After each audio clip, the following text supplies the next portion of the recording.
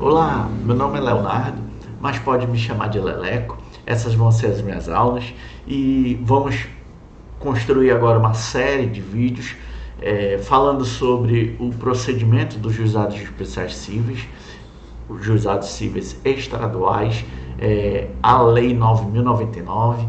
Vamos falar sobre o procedimento sumaríssimo, mas aplicando sempre que a Lei 9.099 houver uma lacuna, sempre que houver uma lacuna, vamos aplicar o Código de Processo Civil. Então vamos aprender algumas coisas de processo civil, vamos também aprender algumas coisas de direito empresarial, direito do consumidor, direito civil, que são as matérias de direito material que correm nos juizados especiais cíveis.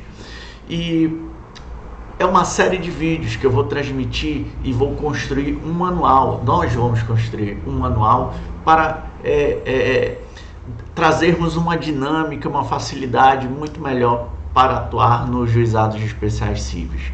Esse procedimento sumaríssimo que cresceu bastante, e essa é a justificativa desses meus vídeos, de 2018 para 2019, nos juizados especiais cíveis daqui da comarca de Manaus, tivemos um aumento de 50% no número de processos entrados. De 2019 para 2020, um aumento de 100%. Em 2020, em plena pandemia, aumento de 100%. Dobrou o número de processos entrados. Então, se pararmos para pensar de 2017 para 2021, o aumento de número de processos entrados nos juizados foi quase de 200%. E a estrutura dos juizados ainda permanece a mesma, de, digamos, 10, 20 anos. A mesma nos juizados especiais aqui na comarca de Manaus. Então, se você souber do procedimento e das práticas que o sistema lhe proporciona, é muito melhor se utilizar desse procedimento sumaríssimo. Vamos lá, vamos construir então esse manual juntos. Eu fiz vou construindo, ao longo dos meus vídeos, vou construindo um manual escrito, e esse manual escrito vai estar aqui na descrição do vídeo, ou algumas coisas que eu falar aqui também, alguns sites ou textos vão estar aqui no link da descrição do vídeo. Vamos então falar sobre os juizados especiais cíveis. Vamos dar uma ênfase maior ao que acontece aqui no Amazonas. Claro, porque eu tenho a minha experiência toda dentro do Tribunal de Justiça do Amazonas. Sou servidor há mais de 15 anos e nos juizados especiais, só nos juizados especiais, uns 13 anos. E vou distribuir essa ruma aí de conhecimento para vocês. Vamos, fica comigo. As aulas eu vou tentar fazer uns vídeos curtos, mas quem sabe não dei, então tenham paciência. Primeiro capítulo, a gente vai dividir aí em vários vídeos, em várias partes. Essa primeira parte começa assim. Parece um pouco uma pergunta boba, né? Uma pergunta primária, né? Mas é preciso, porque essa vai ser a minha intenção. Vai começar do básico até o mais complexo. Quem pode ser parte autora ou ré em juizados especiais cíveis estaduais? Está aí na tela. A gente verifica então a pergunta e busca o que se pergunta são os pressupostos processuais da capacidade processual, da capacidade de ser parte nos juizados especiais cíveis. O Código de Processo Civil traz, né, a possibilidade, por exemplo, de menores ou incapazes, relativamente ou absolutamente, de serem partes nos procedimentos comuns, ordinários. Claro, desde que representado ou assistido pelo seu tutor, pelos seus pais, pelo seu responsável. Aqui nos juizados especiais, nós não vamos ter a possibilidade de representação, nem de assistência para o incapaz, porque o incapaz não poderá sequer vir aqui e ser parte autora ou ser parte réu. Então tá aí um exemplo da necessidade de a gente saber quem pode ser parte, autora ou ré nos juizados especiais cíveis estaduais. E isso não vale só para o Amazonas. Então perceba que vamos aplicar as regras e quando se tratar de alguma prática específica daqui, a gente aborda e pontua dessa maneira. Então, estamos falando de capacidade processual. Capacidade processual, que pode ser capacidade para estar em juízo ou legitimidade a de processo. Tudo vai estar presente no artigo 8º, que é o que a gente vai estudar hoje. O artigo 8º da Lei 9.099 de 95. Então, é só juizados especiais cíveis e só 9.099, só Lei 9.099. Claro, eu vou precisar trazer coisas do processo civil que se aplica quando houver lacunas, em caso de omissão. A gente vai ter que se utilizar sim do Código de Processo Civil e do direito material, que aqui a gente se utiliza no procedimento que a gente vai chamar de procedimento sumaríssimo. Isso, o nosso procedimento é sumaríssimo nos juizados especiais. Antes ainda existia com o CPC de 73 o procedimento sumário, né? Com o CPC de 2015 a gente tira o procedimento sumário e hoje nós só temos o procedimento comum, ordinário ou especial, procedimento comum, e o procedimento sumaríssimo, tá? E o procedimento sumaríssimo é da 9.099, mas tem os outros subsistemas dos juizados especiais, né? Da Fazenda Pública, dos juizados especiais federais, e aqui o meu enfoque é só na 9.099. Esse crescente número de processos a gente viu aqui na 9.099, se utilizando da 9.099, houve esse boom de processos e por isso é essa a finalidade desse meu vídeo. Beleza, uma pergunta besta, boba, né? Mas será o que vai influenciar a falta de capacidade? Qual vai ser a consequência dessa falta, desse pressuposto processual? E a pergunta que a gente tem que fazer agora, sempre nessa didática de fazer perguntas, deixa eu aumentar a fonte do nosso slide. Vamos botar aqui uma fonte 12, fica bom. Pois então, o que a gente faz agora? Agora a gente fala sobre um tópico da consequência da falta da capacidade processual, a falta de capacidade de ser parte, de estar aqui na 9.099, no procedimento sumaríssimo dos juizados especiais cíveis. Qual é a consequência? Será se o juiz pode declinar da competência? É essa a pergunta. Caso se depare, por exemplo, com uma pessoa incapaz, dentro dos termos do Código Civil, que ajuize uma ação, seja até parte ré, e contraria o que a gente vai estudar no artigo 8º, lá no inciso 1, o caput, né? E o inciso 1, parágrafo 1º do artigo 8º. O juiz, verificando que o menor incapaz ajuizou a ação no procedimento sumaríssimo da 9.099, o que deve fazer o magistrado? Ele deverá declinar da competência? Então, essa é a característica que a gente precisa diferenciar, os pressupostos processuais que a gente estuda em direito processual civil, em direito geral do processo. Competência é um pressuposto processual, e capacidade de ser parte ou capacidade processual é outro pressuposto processual. Um detalhe importante, a gente falou que o sinônimo de capacidade processual é legitimidade ad processo. Não confunda com a legitimidade condição da ação, a legitimidade de agir, ou a legitimidade da condição da ação, que é diferente do pressuposto processual. Capacidade de estar no processo, capacidade de ser parte, ele pode, o incapaz, ter no procedimento comum ordinário. Aqui ele pode até ter ou especial.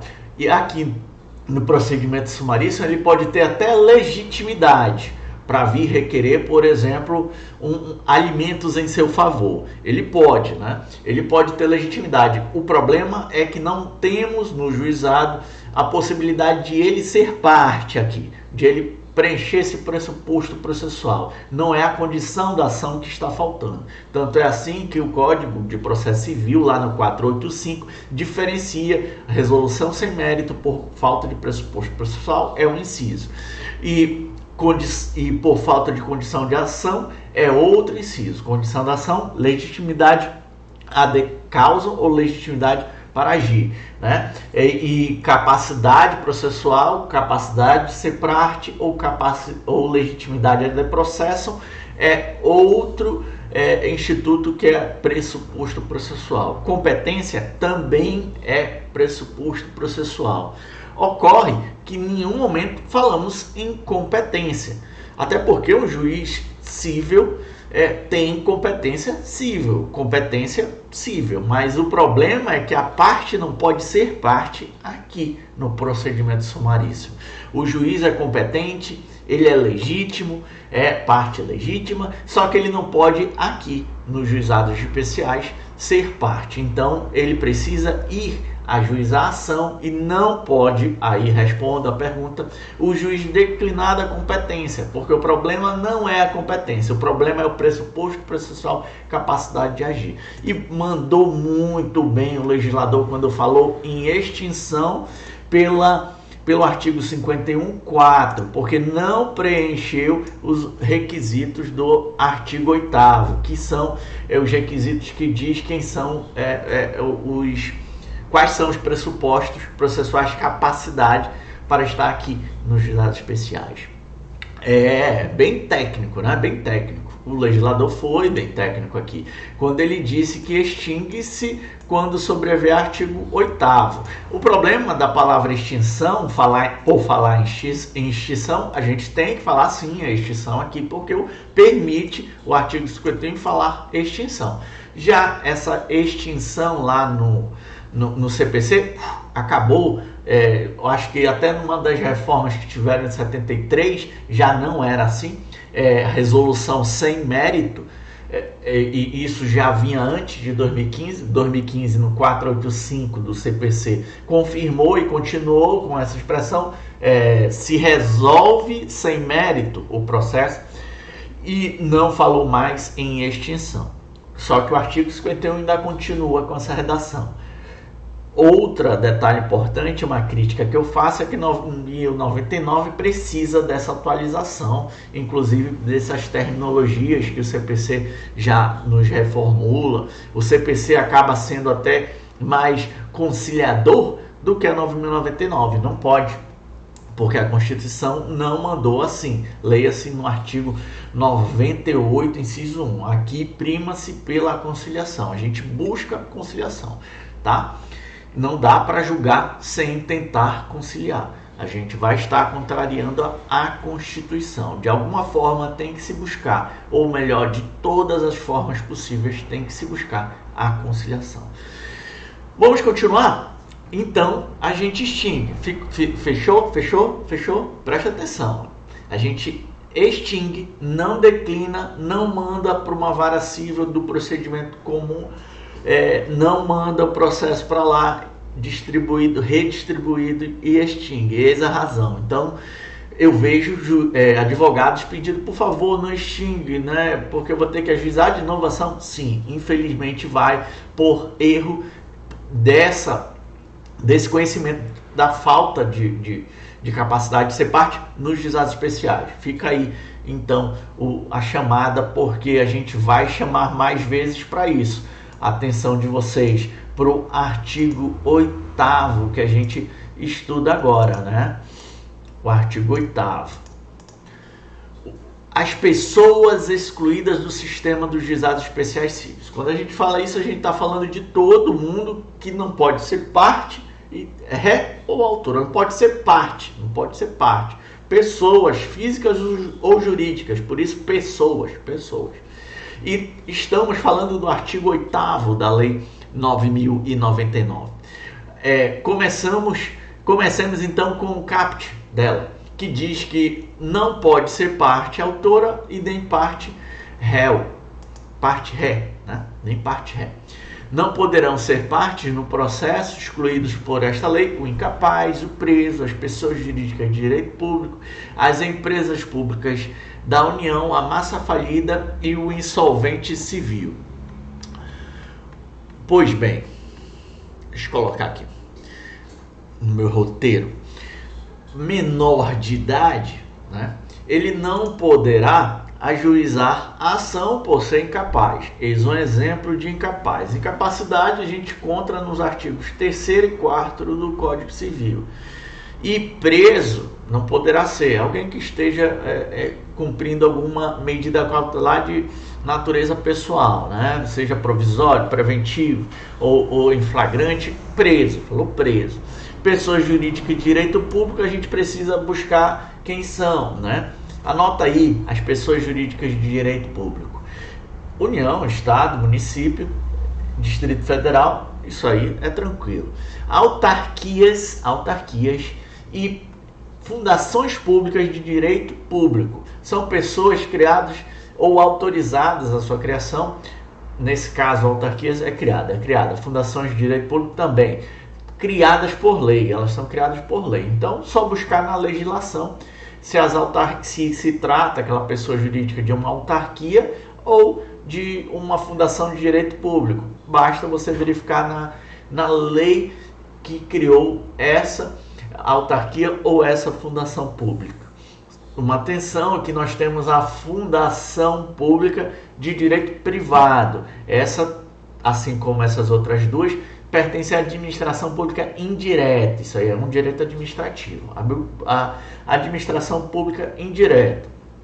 A pessoa jurídica de direito privado, aí a gente fala fundação pública de direito privado, sociedade de economia mista e empresa pública. Quer saber se alguém é ou não é pessoa da administração pública indireta? É só dar um Google, que o Google vai te informar, vai dizer a lei que autorizou a sua criação, vai dizer a lei que a criou, e vai, a partir disso, encaixando numa dessas, ela dizendo que é sociedade de economia mista, fundação pública de direito privado, empresa pública, aí a gente encaixa como pessoas jurídicas de direito privado. E o Código, artigo 8º, está falando bem específico: pessoas jurídicas de direito público não poderão ser partes. As empresas públicas da União também não. Massa falida, insolvência é quando massa falida, procedimento de falência, né? Uma ação de falência.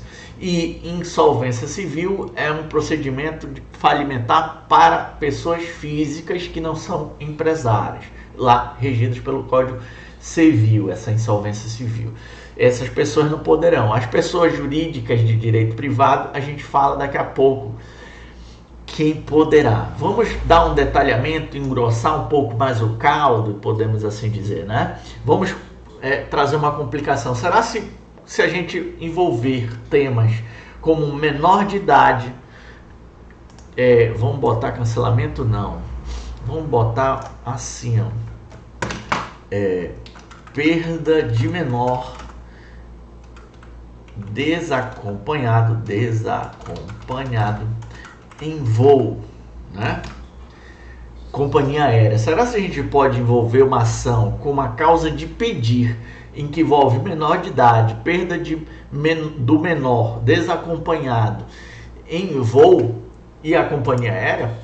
Presta atenção que essa ação, a gente está falando de uma petição em que se constrói os fatos e o direito dentro da má prestação de serviço da companhia aérea, que vai ser a parte ré, e em perder o menor que estava viajando desacompanhado. Perdeu ou sofreu alguma lesão, dentro dessa prestação de serviço, assumir o risco, a companhia aérea, de levar o menor desacompanhada nessa prestação de serviço ao consumidor. Os pais poderão ser autores. Os pais poderão ser autores alegando que dano moral indireto, dano moral em ricochete. O que ele está querendo dizer? O pai vai querer um dano moral por ter sofrido com a má prestação da companhia aérea, por ter perdido o menor desacompanhado, ou sei lá, ele causou uma lesão a ele, né? Claro que se for morte, eu recomendo ir num procedimento comum, porque o valor que pode se pedir indenização em caso de morte é muito maior, mas nem só de morte vive o dano moral em ricochete. É até o que diz essa jurisprudência do STJ, ó, de 2019. Vamos ver. À vista de uma leitura sistemática dos diversos dispositivos de leis que se assemelham com a questão da legitimidade para propositura de ação indenizatória em razão de morte, penso que o espírito do ordenamento jurídico rechaça a legitimação daqueles que não fazem parte da família. Se for o pai, então está permitida a legitimação a ele vir. Creio eu que a legitimação aqui não quer dizer necessariamente legitimidade ad causam, tá certo? Não falou especificamente nisso, pelo menos não na emenda. E o dano moral em ricochete, reflexo ou indireto pode se caracterizar ainda que a vítima direta do evento danoso sobreviva, não só de morte vive esse dano moral. Claro, perdeu o menor, os pais mandaram o menor, o responsável mandou o menor desacompanhado, a companhia aérea deveria se responsabilizar por ele. Não se responsabilizando, a gente abre aí uma responsabilidade civil e com certeza uma indenização pode advir dessa responsabilização desse ato, dessa má prestação de serviço da companhia aérea. Fechou? Olha aí, ó. Complicamos um pouquinho mais. Esse julgado é o RESP, anota aí, quiser dar uma olhada, né? Ele cita outro RESP, dando base. E vamos ficar por aqui. No próximo vídeo eu continuo. Vamos sempre nessa pegada, né? Nessa pegada desse procedimento que eu amo dos juizados especiais, sempre nessa pegada bem prática. Ops, deu uma batida aqui. Nessa pegada bem prática e tentando às vezes complicar. Vamos do bem da base para depois fazer uma coisa mais complexa. Eu vou trazer muita coisa boa. Esse é só um vídeo só para início. Então, continua aí que a gente vai ter mais vídeos. Continua no meu canal com a inscrição, é claro, né? Continua e dá a curtida também. Firma aí essa nossa amizade. Eu amo o procedimento dos juizados especiais cíveis. Se a gente tivesse uma estrutura boa, se tivesse pessoas bem preparadas, tanto do lado da advocacia como do lado do judiciário, esse procedimento seria lindo e perfeito para ajudar o jurisdicionado. Quem estaria ganhando? Todos. Então, curte aí que vai ter mais vídeos. Deus abençoe e fiquem com Deus. Forte abraço.